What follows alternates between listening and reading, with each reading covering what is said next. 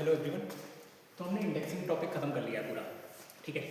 लेकिन हमने कौन सी इंडेक्सिंग देखी? सिंगल लेवल इंडेक्सिंग देखी। और गेट में अभी तक इसी पे क्वेश्चन पूछा है, क्योंकि ये ऑपरेटिंग सिस्टम पे भी हम कवर करते हैं और सीओए में भी कवर करते हैं इस पार्ट को। पेजिंग के कॉन्सेप्ट्स में और भी कॉन्सेप्ट्स होते हैं, सेगमेंटेशन के कॉन्सेप्ट्स, सेगमेंटेशन ही बोलते हैं शायद उसको, सेगमेंटेशन के कॉन्सेप्ट्स में, इन सारे कॉन्सेप्ट्स में भी हम इस कॉन्सेप्ट को कवर करते हैं। लेकिन डीबीएमएस में भी ये चीज़ है तो हम देखेंगे, ठीक है। अब मल्टी लेवल इंडेक्सिंग में क्या होगा? अभी तक हम क्या कर रहे थे? सिंगल लेवल इंडेक्सिंग कर रहे थे। लेकिन मान लो इंडेक्स की साइज इतनी बड़ी हो गई कि हम उसको और छोटा करना चाहते हैं, ठीक है। तो अब हम मल्टी लेवल इंडेक्सिंग लगा सकते हैं। मल्टी लेवल इंडेक्सिंग कैसे लगाते हैं, एक क्वेश्चन पे अप्लाई करके देखते हैं, ठीक है। मान लेते हैं मेरे पास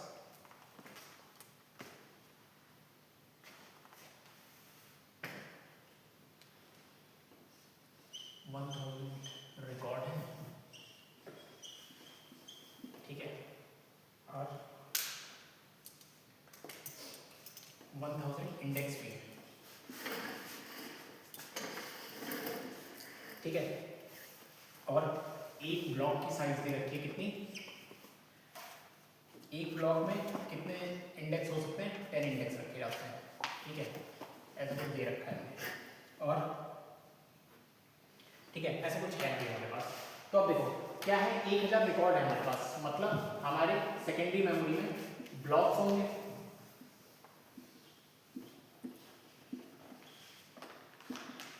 ठीक है। अब इसमें 1000 रिकॉर्ड प्रेजेंट है, मतलब 1 2 3 4 ऐसे करके 1000 रिकॉर्ड प्रेजेंट है, ठीक है। इंडेक्स फाइल बनी इसकी, ठीक है।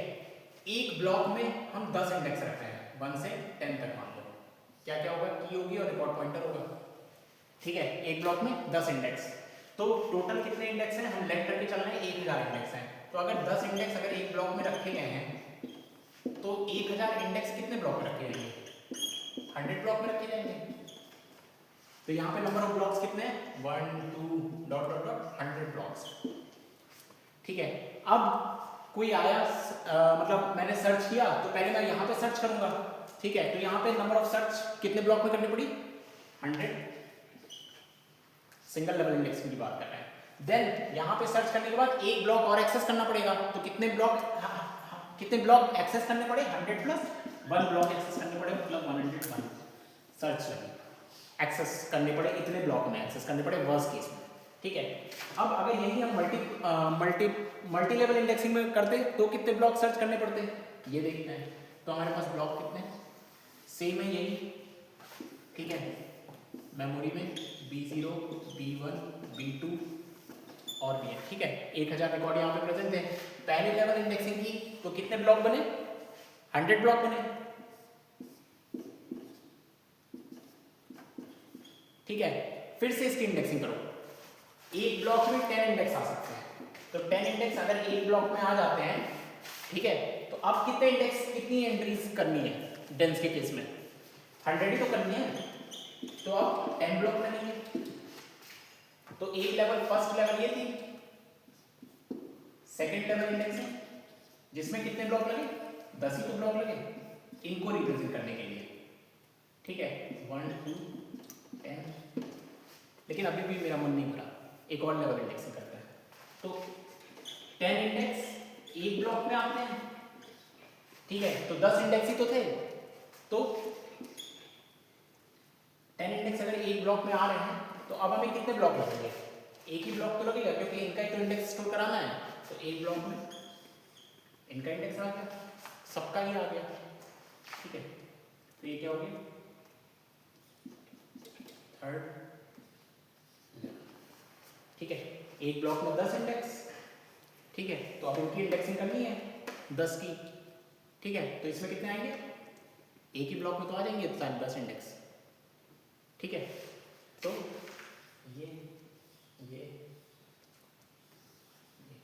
ये इसे पॉइंट कर रहा था,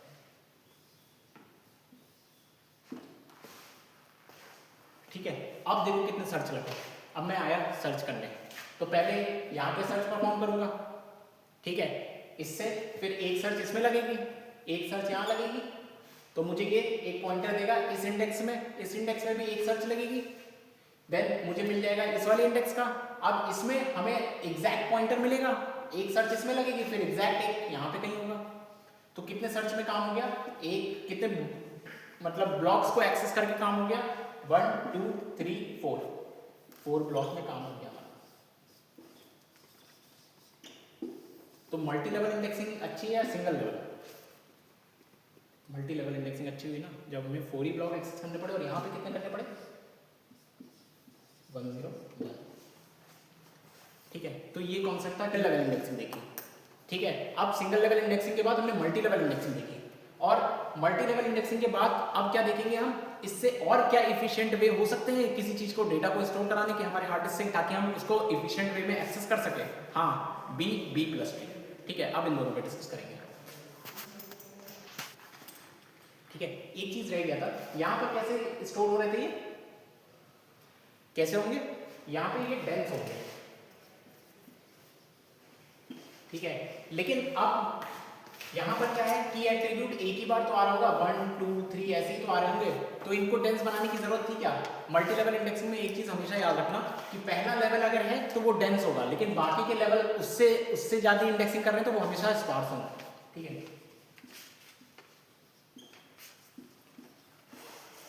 ठीक है, यहाँ पे डेंस था, लेकिन ये सब इसके इस लेवल के बाद सारे स्पार्स होंगे। ठीक है, तो ये कॉन्सेप्ट था पूरा। ठीक है, तो हमने किस किस की बात कर ली, हमने इंडेक्सिंग, 1 लेवल इंडेक्सिंग देख लिया और मल्टी लेवल इंडेक्सिंग देख लिया। ठीक है, तो मल्टी लेवल इंडेक्सिंग में क्या था कि हमें क्या करना पड़ा था कि हम हार्ड डिस्क को पहले 1 लेवल इंडेक्सिंग कर रहे थे, देन स्पार्स इंडेक्सिंग लगा के उसकी मल्टीपल इंडेक्सिंग कर रहे थे। लेकिन ये मल्टीपल इंडेक्सिंग एक और तरीके से परफॉर्म हो सकती है, जिसको हम B प्लस T कहते हैं। ठीक है, इसका एडवांटेजेस क्या होंगे मल्टीपल इंडेक्सिंग अप्लाई करने का, वो भी हम देखेंगे। पहले हम B प्लस T पढ़ते हैं। ठीक है, तो BT आता है specialized n ary search tree. N ary tree क्या होता है, एन एरे, देखो हम बोलते हैं ना बाइनरी ट्री, बाइनरी ट्री क्या होता है,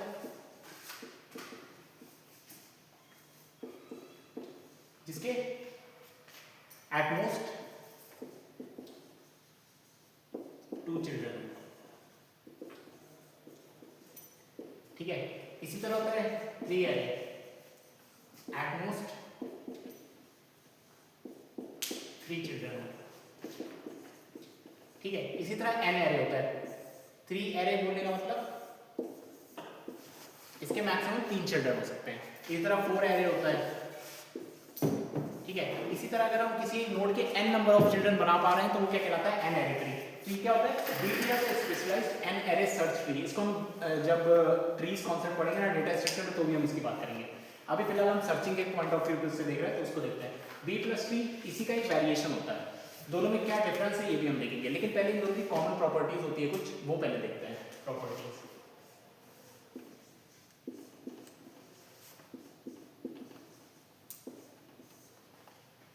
पहली होती है जिसको हम बोलते हैं ऑर्डर।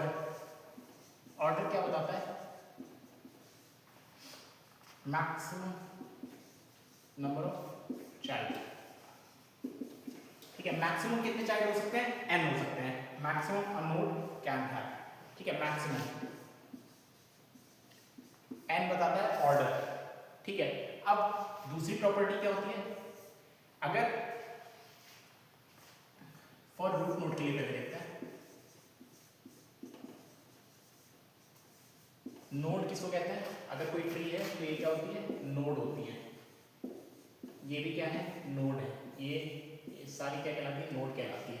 ये क्या कहलाता है, अगर इसके कोई ऊपर पेरेंट नहीं है, ठीक है, तो ये क्या कहलाता है, पेरेंट नोड। ये क्या कहलाता है, उसके चाइल्ड कहलाते हैं। ठीक है, तो ये क्या कहलाएगी, रूट नोड कहलाएगी, बाकी नॉन रूट नोड कहलाएगी। रूट नोड में क्या होता है, मैक्सिमम नंबर ऑफ चाइल्ड कितने हो सकते हैं, n-1।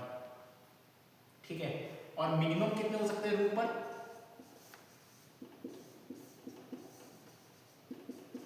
कितने हो सकते हैं रूट पर, 1 हो सकते हैं। For non root node, non root node मतलब ये वाला नोड्स, इसमें मैक्सिमम नंबर ऑफ चाइल्ड कितने हो सकते हैं, n-1। ठीक है, और मिनिमम कितने हो सकते हैं, n-1/2 का लोअर बाउंड। ठीक है, लोअर बाउंड और अपर बाउंड क्या होता है, लोअर बाउंड होता है जैसे 1.2 लिखा हुआ है, तो इसका अगर लोअर बाउंड करेंगे तो क्या आएगा आंसर, 1 आएगा। ठीक है, 1.2 का अपर बाउंड करेंगे तो आंसर 2 आएगा, इसका मतलब ये होता है। ठीक है, तो लोअर बाउंड और अपर बाउंड बहुत यूज होता है डेटा स्ट्रक्चर में। ठीक है, हम कॉम्प्लेक्सिटीज कैलकुलेट करते हैं उसमें। ठीक है, तो ये बेसिक प्रॉपर्टी याद रखना कि ये बेसिक प्रॉपर्टी दोनों में कॉमन रहती है। ऑर्डर किसी का निकालना हो तो n होता है, फॉर रूट नोड के लिए maximum number of child n-1 होता है, मिनिमम नंबर ऑफ चाइल्ड 1 होता है। फॉर नॉन रूट नोड के लिए maximum number of child n-1 होता है, मिनिमम कितना होता है n-1/2। अब हम पहले बी ट्री बनाकर देखते हैं। तो अब एक बी ट्री कंस्ट्रक्ट करके देखते हैं। ठीक है, पहले हम बी ट्री का पूरा कॉन्सेप्ट पढ़ेंगे, देन बी प्लस ट्री देखेंगे और इसको देखते हैं कि कैसे की स्टोर्स होती हैं। ठीक है, तो अगर इसमें हमें की बनानी है तो ऑर्डर 5 दिया है, तो मैक्सिमम रूट पे कितनी नोड हो सकती है, मैक्सिमम एट रूट पे कितनी हो सकती है, n-1 मतलब 4 हो सकती है। जब भी 4 नोड होगा तो हम 4 नोड से जैसे ही ज़्यादा होगा हम स्प्लिट करेंगे। ठीक है, इसमें एक लेफ्ट बाइसिंग और राइट बाइसिंग का भी कॉन्सेप्ट होता है, वो भी हम देखेंगे। ठीक है, तो यहाँ पे की आई पहले 10 आई। ठीक है, 10 आई तो क्या अभी ऑर्डर कितना था इसका 4 और रूट पर कितने हो सकते हैं, मैक्सिमम 4 एलिमेंट हो सकते हैं। क्या ऑर्डर ब्रेक हुआ, नहीं हुआ। ठीक है, देन आया 15 आया तो 10 से बड़ा है तो 15 राइट साइड में। ठीक है, देन अभी भी ऑर्डर मैक्सिमम हुआ क्या, नहीं हुआ, अभी 4 नोड आ सकती हैं। देन 11 आया, 11 10 और 15 से 10 और 15 से क्या है, 10 और 15 के बीच में, मतलब 10 से बड़ा है और 15 से छोटा है, तो यहाँ पे 15 आ गया। देन 5 आया, 5 10 से छोटा है, 5 आ गया। ठीक है, देन 6 आया, अब 6 इसमें इंसर्ट हो सकता है, पहले क्या करेंगे हम 6 डालेंगे, 6 कहाँ आएगा, 5 से बड़ा है। ठीक है, ये हुआ, लेकिन अब देखो मैक्सिमम कितनी हो सकती थी रूट पे, 4, लेकिन हो कितनी गई, 5। तो अब स्प्लिट करेंगे ट्री को। स्प्लिट कैसे करते हैं, मीडियम वाले से, यहां से स्प्लिट होगा 10 5 और 6 11 और 15। अच्छा, ये शॉर्टिंग वे में क्यों है, क्योंकि बी प्लस ट्री किसकी प्रॉपर्टी को फॉलो करता है, बाइनरी सर्च ट्री की प्रॉपर्टी को फॉलो करता है, इसलिए आप हमेशा क्या करोगे, सॉर्टिंग ऑर्डर में डालोगे चीजों को। ठीक है, स्प्लिट हो गया। अब फिर से आया कौन, अब 10 से छोटी नोड किस में जाएंगी, इसमें, और बड़ी नोड उसके राइट हैंड साइड में। तो अभी तक हम कहां तक पहुंच गए थे, 6 तक पहुंच गए थे। अब आया 7 आया, तो पहले चेक करो रूट से छोटा है, किधर जाएगा, लेफ्ट हैंड साइड में, लेकिन 6 से बड़ा है। देन 33 आया, 10 से बड़ा है, 15 से भी बड़ा है, 33 आया। और अभी मैक्सिमम कितने हो सकते हैं, 4 हो सकते हैं, और मिनिमम 1 हो सकता है। ठीक है, तो अभी क्या 4 हो गया, नहीं हुआ, तो अभी भी सही है। देन 98 आया, 10 से बड़ा है, 33 से भी बड़ा है। देन 9 आया, 10 से छोटा है लेकिन 7 से बड़ा है।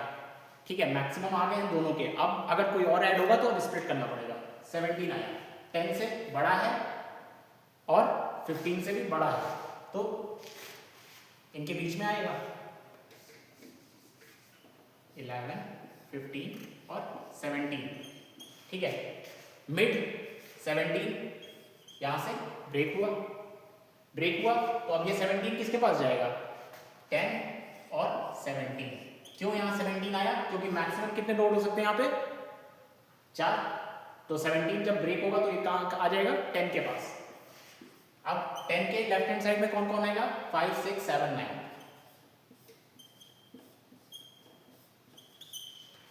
10 और 17 के मिड में कौन आएगा, 11 और 15। 17 से बड़ा 33 और 98। ठीक है, इसके बाद 25 आया, 25 17 से बड़ा है, 33 से छोटा है। देन 35 आया, 17 से बड़ा है, 33 से भी बड़ा है।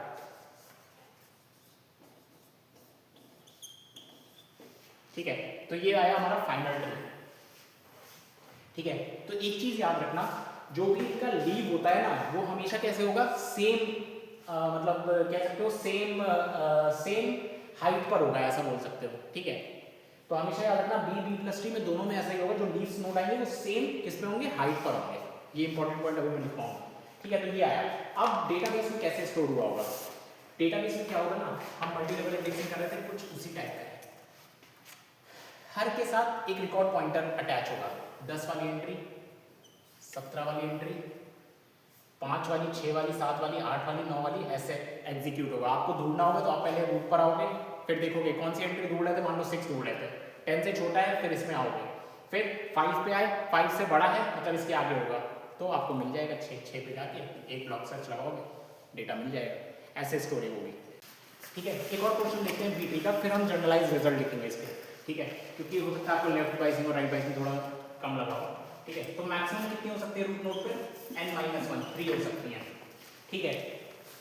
तो अब बढ़ते हैं पहले, तो 10 आया, देन 5 आया, 10 से छोटा है 5, देन 15 आया, 10 से बड़ा है 15। अभी मैक्सिमम की कंडीशन बनी, जब मैक्सिमम को पार करेगा तब स्प्लिट करेगा, देन 4 आया, 5 से छोटा है 4, ठीक है। देन अब ये मैक्सिमम हो गया, अब स्प्लिट करना है। अब इसमें दो टाइप की स्प्लिट हो सकती हैं, देखो 1 2 3 4, इसका मिड क्या हो सकता है, या तो ये हो सकता है या ये हो सकता है, ठीक है। कैसे, 4/2 2 हो सकता है, ठीक है। तो मिड निकालने का मैं यहाँ पर फॉर्मूला लिख देता हूँ। अगर ऑड है तो क्या होता है, n+1/2 होता है, और इवन है तो दो मिड होते हैं, क्या क्या, n+1/2 और n/2, ठीक है। तो एक ये मिला, और 4+1/2,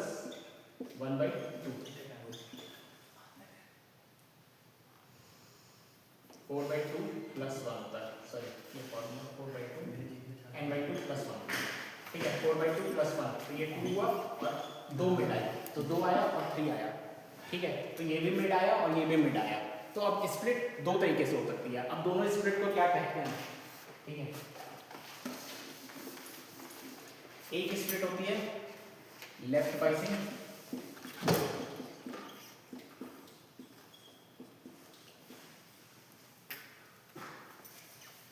बाइसिंग, और एक होती है राइट बाइसिंग,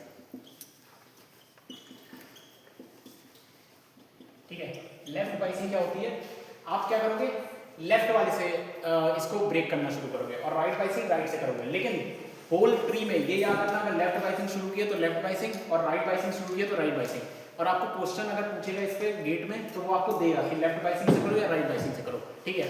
तो मैं कैसे करता हूँ, मैं लेफ्ट बाइसिंग से करता हूँ, ठीक है। लेफ्ट बाइसिंग से करेंगे तो 5 पे स्प्लिट होगा, 5 4 10 15, ठीक है। देन नेक्स्ट कौन आया, 7, कंपेयर करो, 5 से बड़ा है, 10 से छोटा है, देन 17, 15 से बड़ा है, देन 4 हो गया, फिर स्प्लिट होगी। लेकिन हमने क्या अप्लाई किया है, लेफ्ट बाइसिंग अप्लाई किया है। लेफ्ट बाइसिंग अप्लाई किया है तो स्प्लिट होगा, स्प्लिट हुआ 5 और 10, ठीक है। देन 5 4 हो गया, 10 के पास 7, और 15 और 17 हो गया, ठीक है। देन कौन आया, 6 आया, 6 5 से बड़ा है लेकिन 7 से छोटा है। देन 18 आया, 10 से बड़ा है, 17 से भी बड़ा है। क्या अभी कोई मैक्स कंडीशन बनी, नहीं बनी। देन 20 आया, 20 18 से भी बड़ा है, लेकिन यहाँ पे मैक्स कंडीशन बन गई।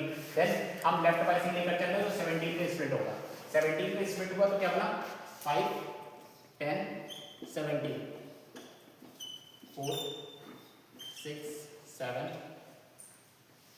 इस पे स्प्लिट हुआ तो 15 और 18 और 20, ठीक है। देन 25 आया, 17 से बड़ा है, 20 से बड़ा है।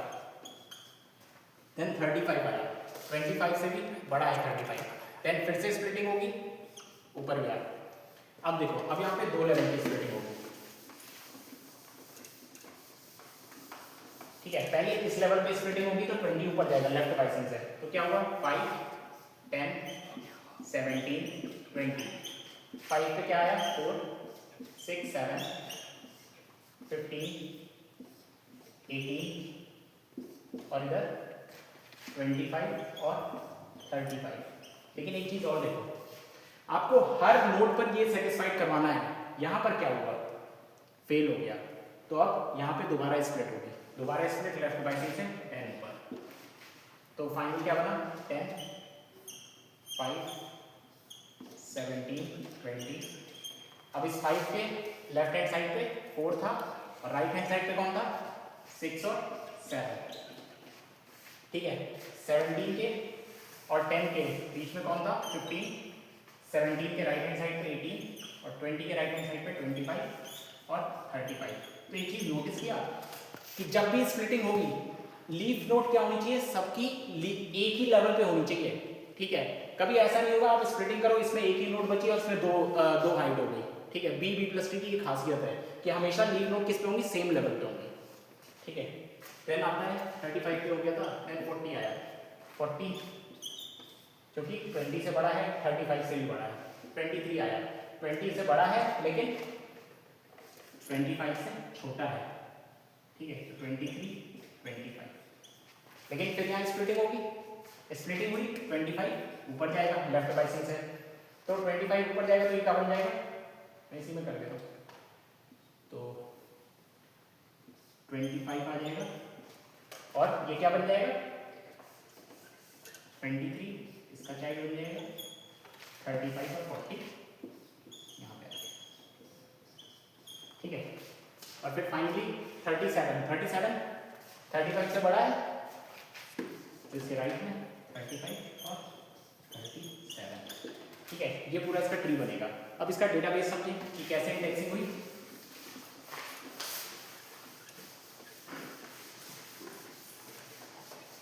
डेटाबेस में क्या होता है, बी ट्री कहता है कि हर एक, ये क्या है इसकी कीज है, तो इनके हर एक रिकॉर्ड पॉइंटर, मतलब ये एक रिकॉर्ड को प्रेजेंट कर रहे होंगे, ठीक है। इस तरीके से इनकी इंडेक्सिंग होगी, ठीक है। हर एक नोड प्रेजेंट कर रहा होगा एक रिकॉर्ड को, ठीक है। तो ये तरीका होता है किसका, बी ट्री का। ये था ओवरऑल तरीका बी ट्री का। अब बी ट्री के कुछ इंपॉर्टेंट पॉइंट हैं वो देखते हैं, ठीक है। तो बी ट्री हमने देख लिया। बी ट्री के ये 2 पॉइंट याद रखना, और क्वेश्चन आपसे बी ट्री आपको मैंने 2 क्वेश्चन में बनाना सिखाया। अब एक क्वेश्चन में हम अप्लाई करेंगे और ये क्वेश्चन आपसे पूछे जाएंगे गेट में, ठीक है। तो इन क्वेश्चंस को हम देखेंगे। पहले ये 2 पॉइंट क्या कहते हैं, in B tree we insert an element and split from mid निकालने का फॉर्मूला हमने देखा ऑड के लिए, मिड प्लस 1/2, ठीक है। जैसे 5 थे तो 5 + 1/2 तो 6/2 3 हुआ, ठीक है। और इवन के लिए 2 मिड आ जाएंगे, कौन कौन से, mid/2 और mid/2 + 1। तो ये कौन सा होगा, ये लेफ्ट बाइसिंग होगी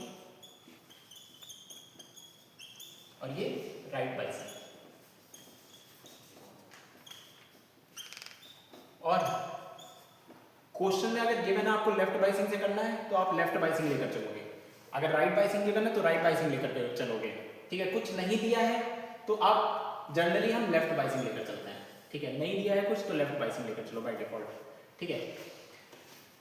और जो अब बी ट्री का हर एक नोड क्या रिप्रेजेंट करता है, एक ब्लॉक को रिप्रेजेंट करता है, ठीक है। ऐसा मान के चलो स्पार्स, ठीक है, क्या करता था, पूरे ब्लॉक को रिप्रेजेंट करता था। तो 1 node of B tree 1 block of hard disk, क्योंकि इस पे न्यूमेरिकल क्वेश्चन भी आएगा, उस टाइम पे हम इसका यूज करेंगे, ठीक है। अभी ये लिख कर रख लो, जब हम न्यूमेरिकल देखेंगे ना, हम इंडेक्सिंग का मल्टी लेवल इंडेक्सिंग का न्यूमेरिकल देखे थे, वैसा ही न्यूमेरिकल इस पे भी बनता है। इसी पे ये सॉल्व होगा, 1 node of B tree 1 block of hard disk को रिप्रेजेंट करता है, ठीक है। अब ये क्वेश्चन हम सॉल्व करते हैं।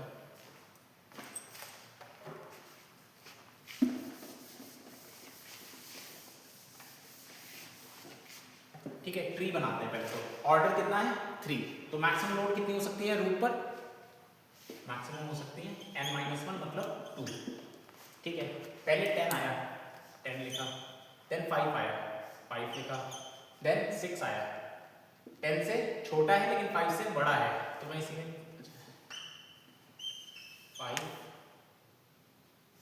6 और 10 इंसर्ट हुआ, ठीक है। उसके बाद 7 आया तो फिर से इंसर्ट होगा। अच्छा नहीं, 1 मिनट, यहाँ पर क्या हुआ, मैक्सिमम कितने थे 2 थे, यहाँ पर कितने हो गए 3, यही तो लिखा है if B tree be inserted an element and split from the mid after inserting an key हो गई ना, की कितनी थी ऑर्डर 3, यही तो एन को रिप्रेजेंट कर रहा है। तो यहाँ पे मैक्सिमम के बराबर हो गई तो हमें अब स्प्लिट करना पड़ेगा। स्प्लिट कहाँ से होगा मिड में, तो इसका मिड क्या होगा 3 + 1/2 मतलब 4/2 मतलब 2 से स्प्लिट करो, मतलब यहाँ से स्प्लिट हुआ तो फर्स्ट स्प्लिट हुआ। ये सब आपको काउंट करके रखना है कहाँ पे स्प्लिट हुआ, क्योंकि ये क्वेश्चन इसी पे निकलेंगे। तो इसका नेक्स्ट क्या बनेगा 6 देन 5 देन 10, ठीक है ये होगा। देन इसके बाद कौन सी नोड आई 7 है, 7 कहाँ जाएगी 6 से बड़ी है और 10 से छोटी है। देन 11 आई, 6 से बड़ी है और 10 से भी बड़ी है। तो यहाँ पे क्या हुआ फिर से 3 हो गया, मैक्सिमम हो गया, फिर से स्प्लिट। फर्स्ट स्प्लिट यहाँ होगा, एसपी से लिखकर चल रहे हैं, सेकंड यहाँ होगा, ठीक है। देन 10 से स्प्लिट हुआ तो क्या बना 6 और 10, इधर 5 बीच में कौन आएगा 6, 10 से छोटा और 6 से बड़ा मतलब 7, और इधर कौन आएगा 10 से बड़ा मतलब 11, ठीक है। देन 15 आया, 15 10 से बड़ा है और 11 से भी बड़ा है, अभी तो कोई प्रॉब्लम नहीं है ट्री में। देन 3 आया 6 से छोटा है और 5 से भी छोटा है। देन 2 आया, 2 में क्या हुआ 6 से छोटा है, 5 से भी छोटा है, 3 से भी छोटा है और लेफ्ट में आया। देन 1 आया, अच्छा 1 आने से पहले यहाँ देखो मैक्सिमम हो गया, यहाँ मैक्सिमम हो गया, फिर से स्प्लिट होगा, स्प्लिट मिड से होगा, 3 ऊपर गया तो फर्स्ट स्प्लिट यहाँ हुआ, सेकंड यहाँ हुआ, थर्ड यहाँ हुआ, ठीक है। अब थर्ड स्प्लिट हुआ तो क्या बनेगा 3 6 10, ठीक है। यहाँ पे कौन आएगा 2 आएगा, यहाँ पे कौन आएगा 5 आएगा, देन यहाँ पे कौन आएगा 7 आएगा, देन यहाँ पे कौन आएगा 11 और 15 आएगा, ठीक है। लेकिन अभी देखो अब रूट पे फिर से प्रॉपर्टी फेल हो गई, मैक्सिमम कितनी चाहिए थी 2 चाहिए थी, देन फिर से स्प्लिट। देन अब क्या बना 6 3 10 और 3 के लेफ्ट में 2 था, 3 के राइट में 5 था, ठीक है। और 6 के राइट में 10 था, लेफ्ट में 7 होगा 10 के, और 10 के राइट में कौन है 11 और 15, ठीक है। तो ठीक है यहाँ पे, और फिर इसके बाद ये वाला फिगर है। देन अब कौन आया 1 आया, 1 कहाँ जाएगा 2 से छोटा है, 1 यहाँ जाएगा। देन 16 आया, 16 10 से भी बड़ा और 15 से भी बड़ा, लेकिन फिर से यहाँ प्रॉपर्टी फेल हुई, फिर से यहाँ पे स्प्लिट होगा, ठीक है। स्प्लिट हुआ तो अब फाइनल फिगर जो बना काउंट करना है,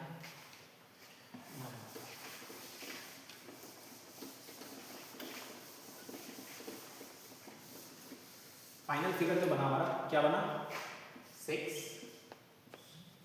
3 10 1 और 2 5 और यहाँ पे 7, यहाँ पे अब ये स्प्लिट हुआ था तो स्प्लिट होके क्या बना यहाँ पे क्या जाएगा 15 ऊपर गया तो ये हो जाएगा, और यहाँ पे क्या बनेगा यहाँ पे आया 11 और यहाँ पे क्या आया 16, ये बनाना हमारा फाइनल फिगर, ठीक है। अब एक एक क्वेश्चन देखते हैं, ठीक है। तो अब इनके आंसर देखते हैं। How many blocks required to store B tree, और हमने क्या कहा था एक नोड ऑफ बी ट्री क्या होता है 1 हार्ड डिस्क के 1 ब्लॉक ऑफ हार्ड डिस्क होता है, 1 ब्लॉक ऑफ हार्ड डिस्क होता है। तो कितने लगे 1 2 3 4 5 6 7 और 8, इसका आंसर कितना है 8 ब्लॉक लगे, ठीक है। How many times root node get splitted, root node क्या होती है जिसका कोई पेरेंट ना हो, तो एक यहाँ पे हुआ और ये लीफ थी एक यहाँ पे हुआ तो 2 हुए, ठीक है। Then how many times leaf node is splitted, leaf node कितनी बार स्प्लिट हुई, तो लीफ नोड रूट नोड जब तक इसके चाइल्ड नहीं है तो ये भी क्या माना जाएगा लीफ नोड माना जाएगा। तो एक ये होगा 2 3 देन एक 4 बार लीफ नोड स्प्लिट हुई। इंटरनल नोड क्या होती है इसके कोई चाइल्ड है, इंटरनल नोड में काउंट नहीं होगी। देन ये लीफ नोड है, ये भी लीफ नोड है, ये इंटरनल नोड है क्योंकि इसके चाइल्ड है। तो रूट नोड अगर उसके चाइल्ड है तो वो खुद भी एक इंटरनल नोड होती है। तो एक यहाँ पे हुआ, बस एक हुआ इसका आंसर, ठीक है। 8241 आएगा इसका आंसर, ठीक है। अब एक चीज़ होता है कि क्वेश्चन पे कुछ चीज़ें डिपेंड करती है। ये तो आपको सीधा सीधा दिख रहा था कि इसमें लेफ्ट और राइट बाइसिंग की चीज़ें नहीं थी, ठीक है। मैं एक पॉइंट लिखवाता हूँ उससे, ये नोट करके लिख लेना। बी ट्री अगर इवन ऑर्डर में है तो मैक्सिमम स्प्लिट कब मिलेगी?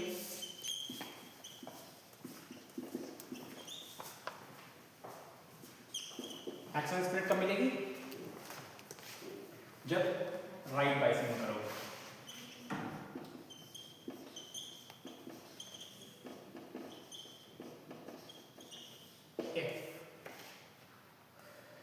और सेकेंड, अगर की जो है, जो हमें गिवन की है वो डिक्रीजिंग ऑर्डर में है,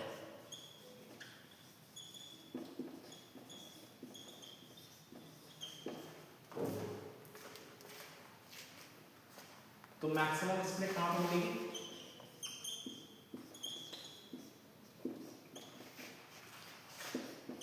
लेफ्ट बाइसिंग,